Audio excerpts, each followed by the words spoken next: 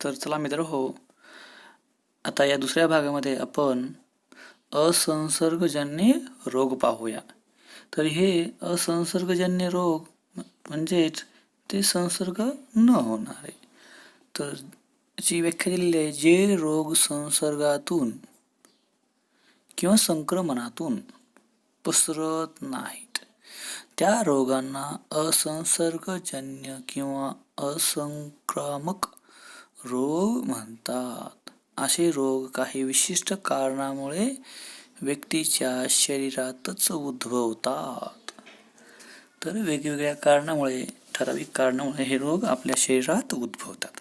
तर त्यामधील पहिला रोग आहे कर्करोग, ज्याला की आपण कॅन्सर म्हणतो. तर पेशींच्या अनियंत्रित व असामान्य वाढीस कर्करोग म्हणतात. हे पण डेफिनेशन पाठ करायचे आहे. कर्करोगाच्या पेशी समूहास किंवा गाठीस दुर्दम्य अर्बुद म्हणतात. तर याची जी गाठ आहे, जी पेशींची अनियंत्रित वाढ आहे, त्याला दुर्दम्य अर्बुद म्हणतात. कर्करोग कशाच्या प्रकारचे आहेत? फुफ्फुसाचा आहे, तोंडाचा आहे, जिभेचा आहे, जठराचा आहे, स्तन याचा सुद्धा होतो, गर्भाशयाचा आहे, त्वचाचा कर्करोग आहे. यांसारख्या अवयवात रक्त किंवा अन्य कोणत्याही ऊतीत होऊ शकतो. रक्तात सुद्धा कॅन्सर होऊ शकतो आणि कोणत्याही ऊतीमध्ये, कोणत्याही पेशीत हा आजार होऊ शकतो. याचे कारणे काय आहेत? अति प्रमाणात तंबाखू, गुटखा, धूम्रपान, मद्यपान. तर आपण जर आपल्या आसपास अशा प्रकारचे कोणी व्यक्तीचं पाहत असाल तर त्यांना प्रतिबंध करायचा आहे, त्यांना समजावून सांगायचं आहे. आणि त्यांना ते जर तंबाखू खात असतील तर तंबाखूच्या पुडीवरचे चित्र दाखवायचे, गुटखा पुडी खात असतील तर गुटख्याचे चित्र दाखवायचे. त्याच्यावर दिलेलं असतं की हा जो गुटखा आहे किंवा ही तंबाखू आहे किती घातक असू शकते. असे चांगले तोंड फाडलेले ते चित्र त्याच्यावर दाखवले असतात. आहारात चोथायुक्त अन्नपदार्थाचा समावेश नसणे. चोथायुक्त म्हणजे कसे? फळे व पालेभाज्या. तर पालेभाज्या नसतील, अशा प्रकारचे आहारात समावेश नसेल तर ते सुद्धा कारण कॅन्सरला होऊ शकतो. अति प्रमाणात junk food, vada pav, pizza, burger, काय बाहेर काय भेटते ते अति खाण्यामुळे हा आजार होऊ शकतो. कारण की त्याच्यामध्ये ते वेगवेगळ्या कलरचे रंग, ते आकर्षक दिसावे म्हणून रंग वापरलेले असतात. यासारखी अनेक कारणे असू शकतात. आनुवंशिकता हेही एक कारण असू शकते. 100% सांगता येत नाही, पण आनुवंशिकता हे एक कारण असू शकते. तर कर्करोगावरील आधुनिक निदान व उपचार पद्धती. कर्करोगाचे निदान करण्यासाठी tissue diagnosis, CT scan, MRI scan, mammography, biopsy इत्यादी तंत्रांचा वापर करण्यात येतो. तर उपचारामध्ये रासायनोपचार, किरणोपचार, शल्यचिकित्सा या प्रचलित पद्धतीबरोबरच रोबोटिक सर्जरी, लॅप्रोस्कोपिक सर्जरी अशा उपचार पद्धती या कर्करोगावर उपचार करण्यासाठी वापरल्या जातात. तर याची लक्षणं काय आहेत? दीर्घकालीन खोकला,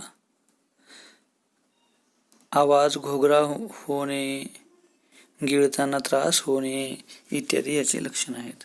उपचार करूनही बरा न होणारा व्रण किंवा सूज, एखादं वन पडलेलं असतं की ते उपचार करूनही बरोबर होत नाही किंवा सूज येत आलेली असते. स्तनात गाठी निर्माण होणे, हे स्त्रियांमध्ये सध्या खूप प्रमाणात हे आढळून येत आहे. अकारण वजन घटणे, विनाकारण वजन घटणे हे सुद्धा याचं एक लक्षण आहे. इथे एक लक्षात ठेवायसारखी गोष्ट आहे, आहार योग्य नियंत्रण ठेवल्यास काही प्रकारच्या कर्करोगापासून संरक्षण मिळते. कर्करोगावर आधुनिक उपचाराबरोबरच शारीरिक व्यायाम केल्यास अधिक फायदा होतो. तसेच तंबाखू सेवन, धूम्रपान यांसारख्या व्यसनांच्या आहारी जाऊ नका. त्यांनी हा आजार होऊ शकतो. तुम्ही सांगा भाऊ, विना साखरेचा चहा घेणारी अथवा गोड पदार्थाचे सेवन टाळणारी व्यक्ती तुम्हाला माहीत आहे का? काय कारण असेल त्या मागे? तुम्हाला ते कारण माहिती आहे. आपण बऱ्याच वेळेस आपल्या शेजारी कुणाला तरी व्यक्तीला साखर जमत नाही किंवा गोड जमत नाही असं ऐकलं असतं, आणि हे प्रमाण सध्या खूप वाढत आहे.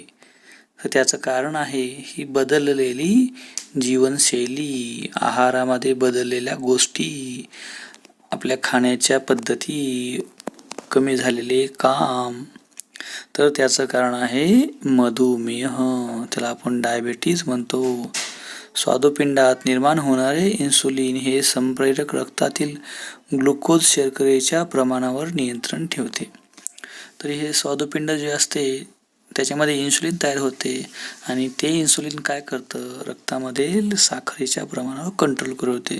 इन्सुलिनचे प्रमाण कमी झाल्यास शर्करेचे प्रमाण नियंत्रण होत नाही. इन्सुलिनचे प्रमाण कमी झाले तर या साखरेची जी आपल्या रक्तामधील निर्मिती आहे याच्यावर कंट्रोल राहत नाही. या विकाराला मधुमेह म्हणतात. तर याची लक्षणे कोणती आहेत? रात्री मूत्र विसर्जनास वारंवार जावे लागणे, वजन खूप वाढणे किंवा कमी होणे यासारखी लक्षणे आढळतात. मधुमेहाची कारणे कोणती आहेत? तर मधुमेहाची कारणे अनुवंशिक आहेत. तसेच अतिलठ्ठपणामुळे सुद्धा मधुमेह होऊ शकतो. तसेच व्यायामाचा कष्टाचा अभाव, मानसिक ताण, तणाव या गोष्टीमुळे मधुमेह होऊ शकतो. तर याच्या प्रतिबंधात्मक उपचार काय आहे? डॉक्टरच्या सल्ल्याने आहार, औषधे व व्यायाम याचा अवलंबन करून यावरती नियंत्रण ठेवता येते. हा आजार नष्ट होत नाही, पण याच्यावरती आपल्याला नियंत्रण ठेवायला येते. तुमच्या माहितीसह इथे सांगितलं आहे की सध्या देशात साधारणतः 7 कोटी मधुमेहाचे रुग्ण आहेत. जगातील सर्वाधिक मधुमेहाचे रुग्ण भारतात आढळतात.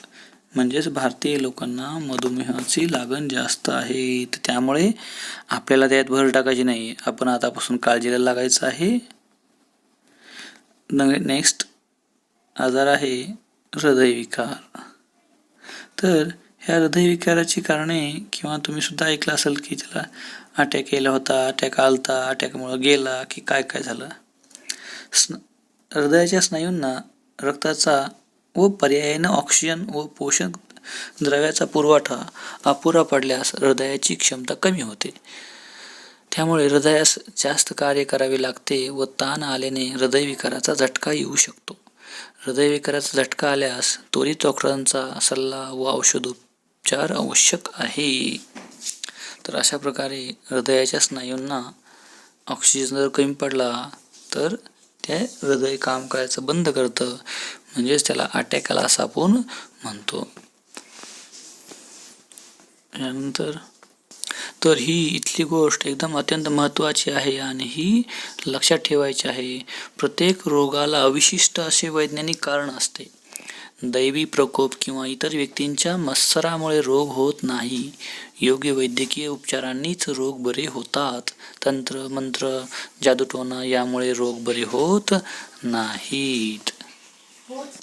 तर हृदयविकाराचे जर लक्षणं कधी दिसून आले तर लगेच डॉक्टरला भेट घ्यायची, त्याकडे दुर्लक्ष करून चालणार नाही. तर याची लक्षणं काय आहेत?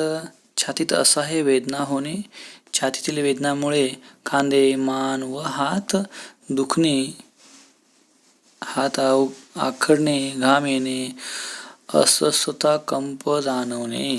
तर हे प्रकारचे उमघाम होणे जे म्हणतो आपण ना, किंवा अस्वस्थ वाटणे ही त्याची लक्षणं आहेत. तर हृदयविकाराची कारणे, तर याची कारणे काय आहेत बघा. आता आणखी परत तिकडे आलो आपण. धूम्रपान करणे, मद्यपान किंवा मधुमेह असणे, उच्च रक्तदाब असणे, लठ्ठपणा असणे, शारीरिक श्रमाची कमतरता असणे, व्यायामाचा अभाव, सतत बैठे काम करणे, तसेच आनुवंशिकता, तणाव, रागीटपणा आणि चिंता यामुळे हृदयविकाराची आजार होऊ शकतो. तर इथं दाखवलेलं आहे. तर हृदयविकारावर कोणते कोणते उपाय केले जातात, त्याच्यासाठी अँजिओप्लास्टी केली जाते, बायपास केला जातो, तसेच ओपन हार्ट सर्जरी सुद्धा त्याच्यासाठी केली जाते. पेसमेकर बसवणे हे सुद्धा एक त्याच्यावरचा उपाय आहे. स्टेंट्स टाकणे, हृदय प्रत्यारोपण करणे ही एक एक्स्ट्रीम पोझिशन आहे की तिथे हृदयच बदलून टाकलं जातं आणि त्या पेशंटला वाचवल्या जातं. तर हे नेहमी लक्षात ठेवायचं आहे की पहिल्यांदा 108 क्रमांकावर रुग्णवाहिकेसाठी फोन करून रुग्णांचे खांदे हलवून तो शुद्धीवर आहे का ते तपासा. रुग्णाला कडक पृष्ठभागावर झोपवून शास्त्रशुद्ध पद्धतीने रुग्णाच्या छातीवर दाब द्या. या पद्धतीला कॉम्प्रेस ओनली लाईफ सपोर्ट म्हणतात. यामध्ये तर तुम्हाला हृदयरोगावर प्राथमिक उपचार लक्षात ठेवा. जर तुमच्या एखाद्या आसपास असा एखादा पेशंट आढळला तर पहिल्यांदा काय करायचं, 108 क्रमांकावर रुग्णवाहिकेसाठी फोन करा. तसेच रुग्णांचे खांदे हलवून तो शुद्धीवर आहे का ते तपासा. तसेच रुग्णाला कडक पृष्ठभागावर झोपवून, त्याला असं पृष्ठभागावर पाठीवर झोपवायचं. रुग्णाला कडक पृष्ठभागावर झोपवून शास्त्रशुद्ध पद्धतीने रुग्णाच्या छातीवर दाब द्यायचा आहे. या पद्धतीला compress only life support COLS असे म्हणतात. यामध्ये एका मिनिटाला 100 ते 120 दाब या गतीने किमान 30 वेळा छातीच्या बरोबर मध्यभागी दाब द्यावा. त्यामुळे काय होऊ शकतं, एखाद्याचं हृदय जर बंद पडलं असेल, त्याला हृदयाचा अटॅक आला असेल तर ते हृदय चालू होऊ शकतं आणि त्याला जीवनदान मिळू शकतं. तर माहिती मिळवा या ॲक्टिव्हिटीमधून. तुम्ही कधी आजी आजोबांना काढा घेताना किंवा काही चाटण घेताना पाहिले आहे का, त्यांच्याशी त्याबद्दल चर्चा करा. तर काढा तर कोरोनाने सगळ्यालाच माहीत झालेला आहे. तसेच आपल्या घरगुती घरामधील जे उपाय असतात, हळद, काही जखम झाली की हळद लावणे, आले खोकला आला की अद्रक खाणे, लसूण यांचा वापर औषधी म्हणून कोणत्या आजारासाठी करतात याची तुम्ही माहिती काढायची आहे. तर समोरचा मुद्दा आहे औषधाचा गैरवापर.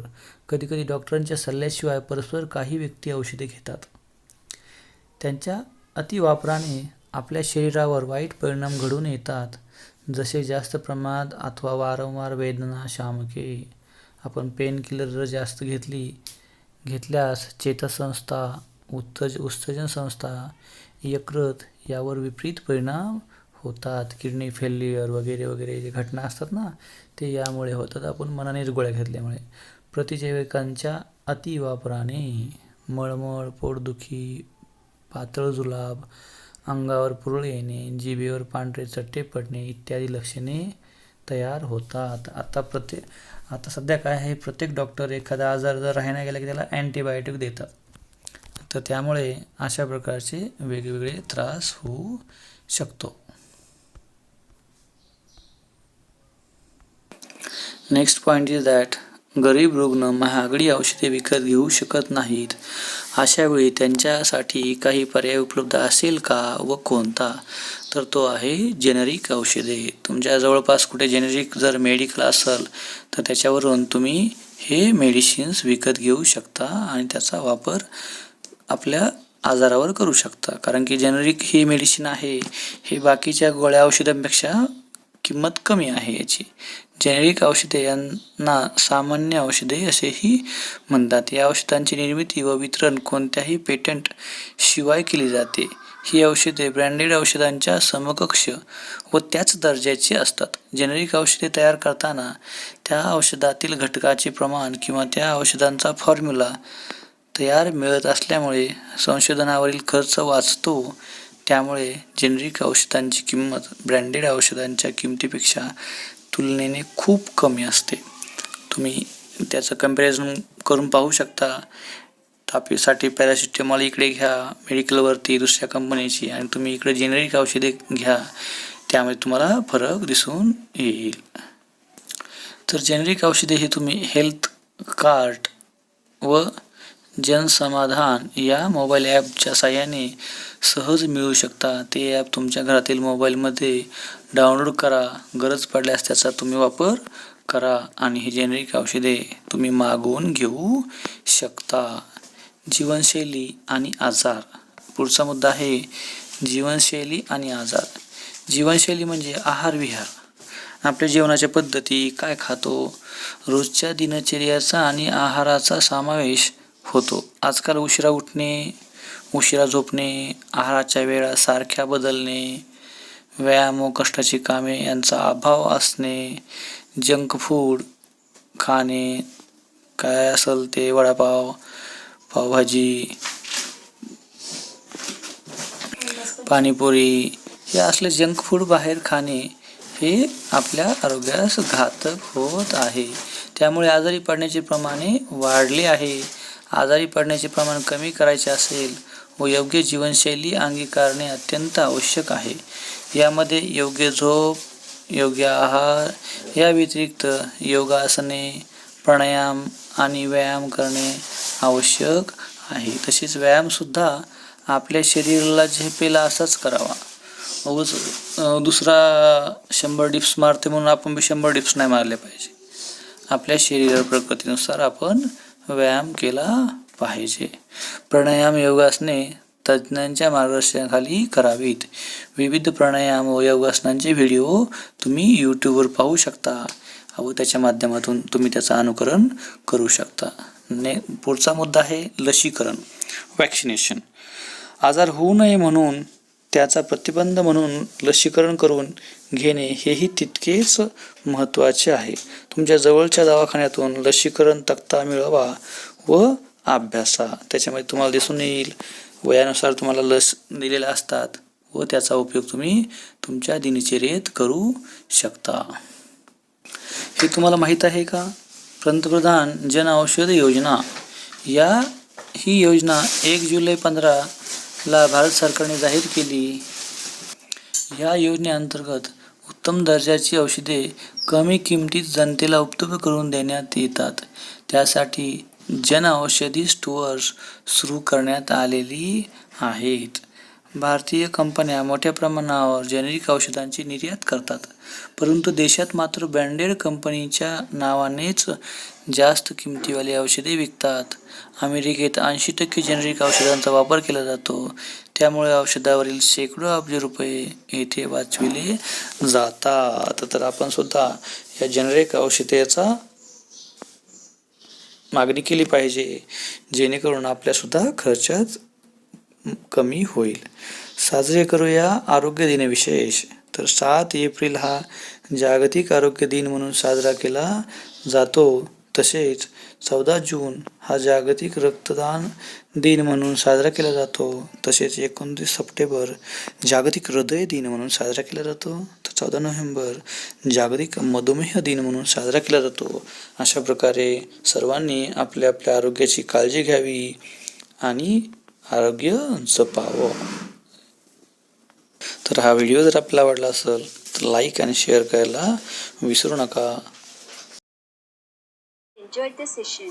If you like this video, press like button, subscribe our channel, and press the bell icon to get the daily notification of our channel. Thank you.